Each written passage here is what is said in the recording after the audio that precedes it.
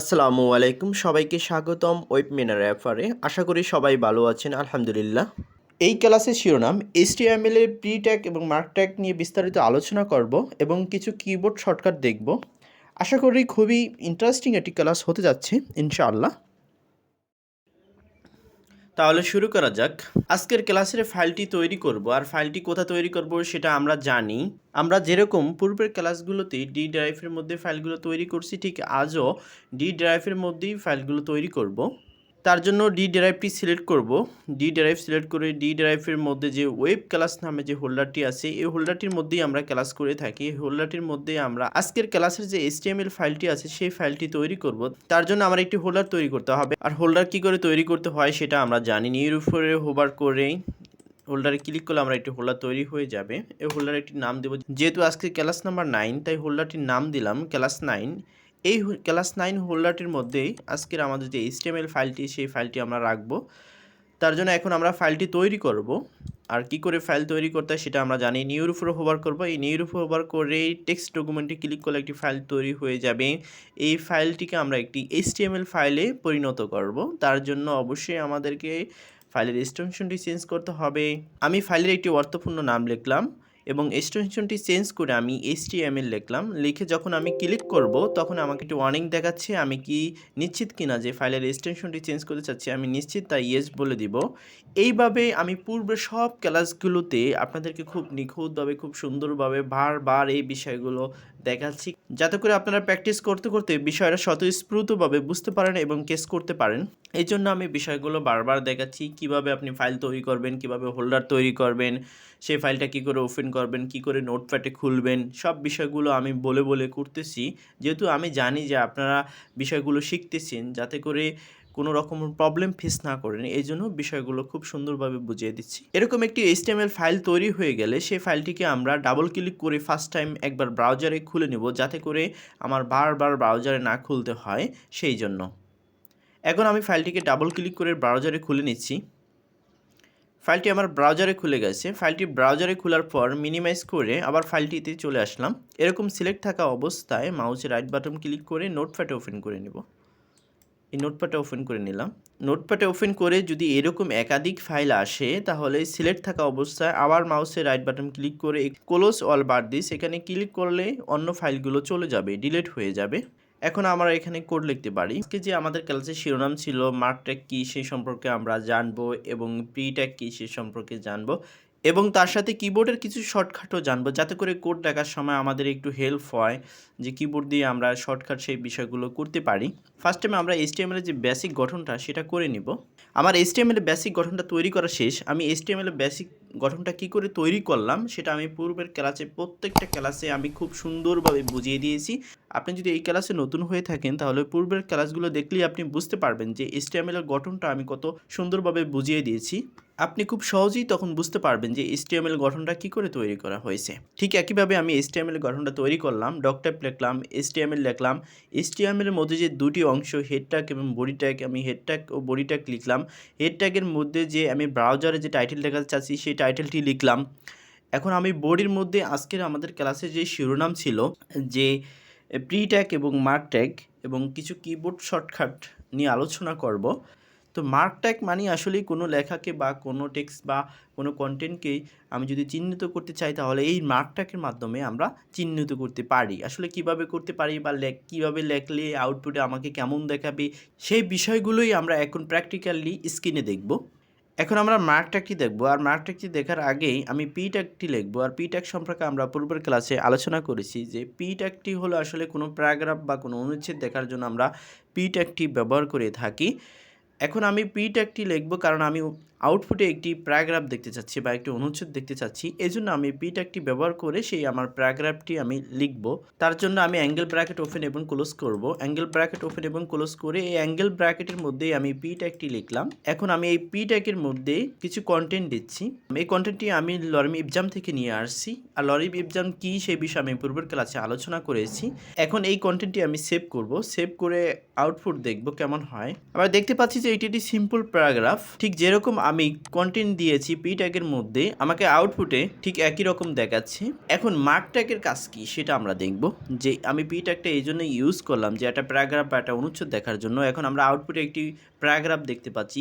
এই প্যারাগ্রাফের মধ্যে যদি কোনো ওয়ার্ড বা কোনো সেন্টেন্সকে যদি আমি মার্ক করতে চাই, তাহলে আমি এই মার্ক করার জন্যই এই মার্ক ট্যাগটি ইউজ করব।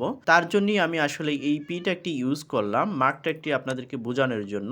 এখন আমি যদি চাই যে এখানে লরেম ইবজাম লেখা আছে, এই লরেম ইবজামটা একটু মার্ক হোক, কারণ আমি এই কন্টেন্টগুলো লরেম ইবজাম থেকে আনছি। তাই লরেম ইবজামটা একটু মার্ক হয়ে থাকুক, যাতে একটু হাইলাইট হয়ে থাকুক, যাতে একটু আলাদা দেখায়। তার জন্য আমরা এই লরেম ইবজামকে মার্ক করার জন্য এই মার্ক ট্যাগটি ইউজ করতে পারি। তাহলে এই লরেম ইবজামটাকে আমাকে অ্যাঙ্গেল ব্র্যাকেট ওপেন এবং ক্লোজের মধ্যে রাখতে হবে। কন্টেন্ট হিসেবে অ্যাঙ্গেল ব্র্যাকেট ওপেন এবং ক্লোজ করলাম, তার মধ্যে লরেম ইবজামটা রাখলাম। এখন আমি অ্যাঙ্গেল ব্র্যাকেটের মধ্যে আমি এই মার্ক ট্যাগটি লিখে দিব। অ্যাঙ্গেল ব্র্যাকেটের মধ্যে আমি মার্ক ট্যাগটি লিখলাম। এখন সেভ করে আমি আউটপুটটা দেখব যে আসলে আমি যেই লরেম ইবজামটাকে মার্ক করতে চাচ্ছি, আউটপুটে কি আমাকে মার্ক দেখাচ্ছে কি না। কন্ট্রোল এস প্রেস করে এই রিফ্রেশ বাটন প্রেস করব। এখন দেখতে পাচ্ছি যে লরেম ইবজামটাকে আমাকে মার্ক করে দেখাচ্ছে। এটা একটু অন্য কালার হয়ে গেছে। আমি একটু এগুলো এই লেখাগুলো থেকে একটু আলাদা দেখাচ্ছি। এটা একটু ইয়েলো কালার হয়ে গেছে লরেম ইবজামটা। তো এইভাবে আমরা কোনো লেখাকে যদি মার্ক করতে চাই, আমরা মার্ক করতে পারি। আমি যদি চাই যে লরেম ইবজামটা যেখানে যেখানে আছে এই প্যারাগ্রাফের মধ্যে, সেখানে সেখানে এই লরেম ইবজামটা মার্ক হয়ে থাকুক, তাহলে এই যেখানে যেখানে লরেম ইবজামটা লেখা আছে সেখানে সেখানে আমি এই মার্ক ট্যাগটি বসিয়ে দেব। তাহলেই আমি আউটপুটে এই লরেম ইবজামটা মার্ক হিসাবে আমাকে দেখাবে। তাই আমি এখানে অ্যাঙ্গেল ব্র্যাকেট ওপেন এবং ক্লোজ করলাম, এই মার্ক ট্যাগটি লিখলাম। আবার এখানে দেখতে পাচ্ছি লরেম ইবজাম, এখানেও আমি অ্যাঙ্গেল ব্র্যাকেট ওপেন এবং ক্লোজ করব। এই প্যারাগ্রাফের মধ্যে আমি দেখতে পাচ্ছি যে 4 জায়গায় লরেম ইবজাম আছে। এই 4 জায়গায় লরেম ইবজাম আছে। আমি 4 জায়গায় মার্ক ট্যাগটি ইউজ করছি, যাতে করে আমার 4 জায়গায় লরেম ইবজামটা আমাকে আউটপুটে একটু মার্ক করে দেখায়। তার জন্য আমি 4 জায়গায় এই মার্ক ট্যাগটি ইউজ করছি। এখন আমি সেভ করে আমি আউটপুটটা একটু দেখব। কন্ট্রোল এস প্রেস করে সেভ করে আমি রিফ্রেশ বাটন করার সাথে সাথে আমি দেখতে পাচ্ছি যে যেখানে যেখানে লরেম ইবজাম আছে আমাকে মার্ক করে দেখাচ্ছে। এইভাবে কোনো প্যারাগ্রাফ বা অনুচ্ছেদের মধ্যে আমরা মার্ক ট্যাগটি ইউজ করতে পারি কোনো লেখাকে বা কোনো কন্টেন্টকে মার্ক করার জন্য, স্পেসিফিকলি বলে দেওয়ার জন্য, মার্ক করে দেখিয়ে দেওয়ার জন্য, একটু হাইলাইট করার জন্য। এভাবে আমরা মার্ক ট্যাগটি ইউজ করতে পারি। তো আসলে বুঝতে পারছি যে মার্ক ট্যাগের বৈশিষ্ট্য কী এবং মার্ক ট্যাগ কেন ইউজ করা হয়ে থাকে, আর মার্ক ট্যাগটা আমরা কোথায় কোথায় ইউজ করতে পারি। এইভাবে কোনো লেখাকে বা কোনো কন্টেন্ট যদি আপনার কাছে ইম্পর্টেন্ট মনে হয়, সেভাবে আপনারা মার্ক ট্যাগটি ইউজ করতে পারেন কোনো প্যারাগ্রাফের মধ্যে। এই জন্যই আমি আসলে ফার্স্ট টাইম এই পি ট্যাগটি ইউজ করছি। পি ট্যাগটি ইউজ করে একটি প্যারাগ্রাফ নিলাম, সেই প্যারাগ্রাফের মধ্যে আমরা মার্ক ট্যাগটি ইউজ করে এখন বুঝতে পারলাম ক্লিয়ারলি যে মার্ক ট্যাগটি আমরা কোথায় কোথায় ইউজ করতে পারি। এখন আমরা প্রি ট্যাগটি দেখব। প্রি ট্যাগ কী এবং প্রি ট্যাগ কী কাজে আমরা ব্যবহার করতে পারি, কোথায় ব্যবহার করতে পারি, এটার ব্যবহার করলে এটার আউটপুট ঠিক কেমন দেখাবে, আর কী জন্য এই প্রি ট্যাগটি আমরা ইউজ করতে পারি, সেই প্রি ট্যাগটি এখন আমরা দেখব। তার জন্য আমরা আবারও প্রি ট্যাগটি ইউজ করব, যাতে করে বুঝতে পারি যে প্রি ট্যাগ আর প্রি ট্যাগের মধ্যে পার্থক্যটা কী, আর এই প্রি ট্যাগের এক্সট্রা স্পেশালি আসলে বৈশিষ্ট্যটা কী সেটার জন্য আমরা বুঝতে পারি। এই জন্য আমি আবারও প্রি ট্যাগটি ইউজ করলাম। প্রি ট্যাগের মধ্যে আমি আগের কন্টেন্টটি পেস্ট করে দিলাম। এটা কন্ট্রোল এস প্রেস করে সেভ করে যখন আমি আউটপুটে যাব, আমাকে আউটপুটে ঠিক একই রকম দেখাবে। আমি একই রকম কন্টেন্ট দেখতে পাচ্ছি। এখন আমি এই প্রি ট্যাগের মধ্যেই কিছু এলোমেলো কিছু কাজ করব। সেই কাজগুলো ব্রাউজার আমাকে আউটপুটে ঠিক কেমন দেখায় সেটা আমরা দেখব। আমি এখানে যদি কতগুলো ইন্টার প্রেস করি, লেখার মধ্যে একটা স্পেস ক্রিয়েট করলাম, এখানে স্পেস ক্রিয়েট করলাম, এখানে স্পেস ক্রিয়েট করলাম, এখানে এলোমেলো কিছু স্পেস ক্রিয়েট করলাম, এখানে স্পেস ক্রিয়েট করলাম, এখানে স্পেস ক্রিয়েট করলাম, অনেকগুলো লাইন তৈরি করলাম। এ একটা লাইন, এ একটা লাইন, এ একটা লাইন, এ একটা লাইন, এবং স্পেস ক্রিয়েট করলাম, লাইন ক্রিয়েট করলাম। এখন আউটপুটে ঠিক আমাকে ব্রাউজার কেমন দেখায় সেটা একটু সেভ করে দেখব। কন্ট্রোল এস একসাথে প্রেস করে আমরা একটু আউটপুটে সেভ করে দেখব। আমি রিফ্রেশ বাটন প্রেস করার পরও আমাকে আউটপুটে ঠিক একই রকম দেখাচ্ছে। কারণ হলো আমি পূর্বের ক্লাসগুলোতে খুব সুন্দরভাবে বলেছি যে আমরা যত স্পেস ক্রিয়েট করি না কেন, যতই লাইন তৈরি করি না কেন, ব্রাউজার এটাকে একটি লাইন এবং একটা স্পেস হিসেবে ক্রিয়েট করে। যতক্ষণ পর্যন্ত কোনো লাইন ব্রেক করার জন্য আমরা বিআর ট্যাগ ব্যবহার না করব, ততক্ষণ পর্যন্ত লাইন ব্রেকও হবে না।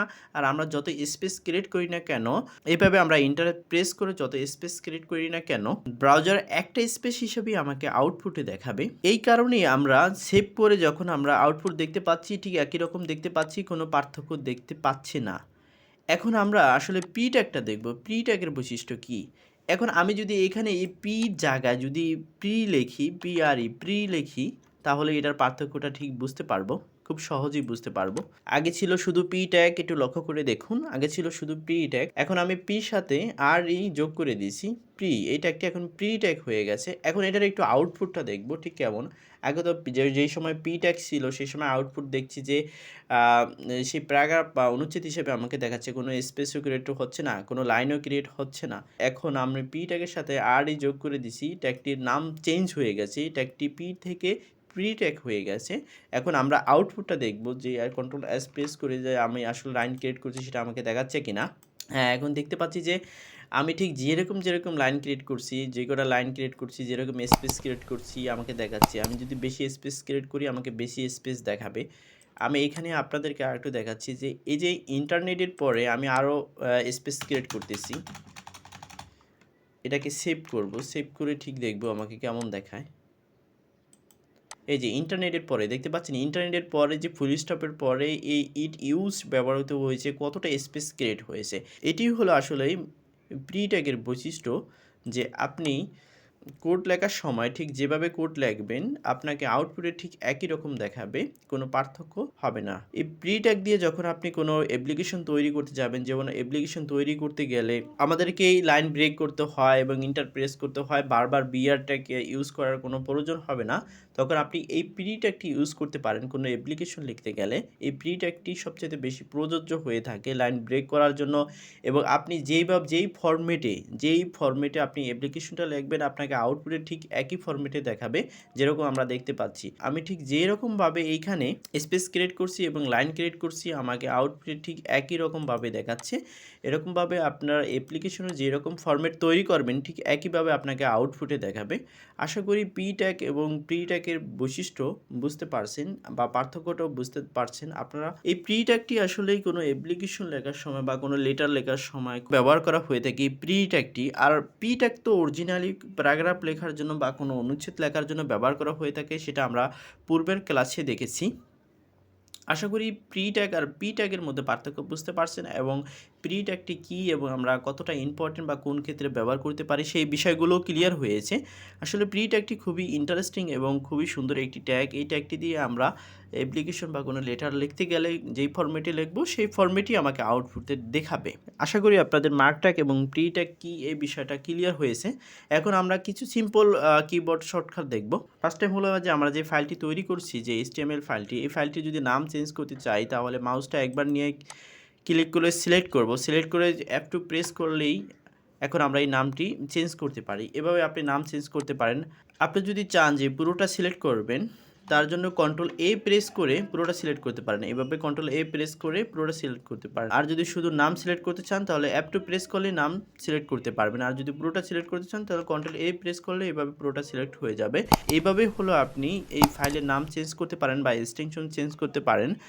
আবার যখন আমরা কোড লিখব তো কোডের মধ্যে যদি কোডকে ডুপ্লিকেট করতে হয়, যদি আপনার একটা কোড বারবার লিখতে হচ্ছে বা একটা কোড আপনার বারবার লাগবে, তার জন্য যদি আপনার কোডকে ডুপ্লিকেট করতে হয় তার জন্য কন্ট্রোল ডি একসাথে প্রেস করলে কোড এইভাবে ডুপ্লিকেট হয়ে যাবে। আমি যে কন্ট্রোল ডি একসাথে প্রেস করতেছি এইভাবে কোড ডুপ্লিকেট হয়ে যাচ্ছে। তো এইভাবে আপনারা কোড ডুপ্লিকেট করতে পারেন। আবার যদি পূর্বের অবস্থায় ফিরে যেতে চান তাহলে কন্ট্রোল জেড একসাথে প্রেস করবেন, এইভাবে কন্ট্রোল জেড প্রেস করলে পূর্বের অবস্থায় যে পূর্বের লাইনে চলে যাবে। এই পূর্বের লাইন থেকে যে আপনি কন্ট্রোল জেড দিয়ে যে লাইনগুলো লিখছেন সেখানে যদি আবার যেতে চান তাহলে কন্ট্রোল ওয়াই প্রেস করলে আবার সেখানে চলে যাবে, সেই কয়টি লাইন হয়ে যাবে। কন্ট্রোল ওয়াই প্রেস করলে সে কয়টা লাইন হয়ে যায়, এবার মনে রাখবেন। আপনি যদি চান লাইন ডুপ্লিকেট করবেন তাহলে কন্ট্রোল ডি প্রেস করে লাইন ডুপ্লিকেট করতে পারেন। আবার পূর্বের অবস্থায় ফিরে যেতে চাইলেই কন্ট্রোল জেড প্রেস করে পূর্বের অবস্থায় ফিরে যেতে পারেন, এইভাবে কন্ট্রোল জেড প্রেস করে পূর্বের অবস্থায় ফিরে যেতে পারেন। আবার যদি চান যে কন্ট্রোল জেড করে যে লাইনগুলো করেছেন সেই লাইনে চলে যাবেন, তার জন্য কন্ট্রোল ওয়াই প্রেস করে সেই লাইনগুলোতে চলে যেতে পারেন। এইভাবে আপনার কোড লেখার সময় যদি আপনার লাইন ডুপ্লিকেট করতে হয় করতে পারবেন, এবং সেই লাইনগুলোতে আবার যদি ব্যাক করতে হয় কন্ট্রোল জেড করে করতে পারবেন। আবার সেই লাইন থেকে যদি পূর্বের লাইনগুলো যেতে হয় তাহলে কন্ট্রোল ওয়াই প্রেস করে পূর্বের লাইনগুলো যেতে পারবেন। এভাবে আপনারা কিবোর্ডটি ইউজ করতে পারেন। নেক্সট ক্লাসগুলোতে আমরা কিবোর্ড শর্টকাট প্রতিটা ক্লাসে একটু একটু করে শিখব। আশা করি আমাদের ক্লাসের শিরোনামটা বুঝতে পারছেন।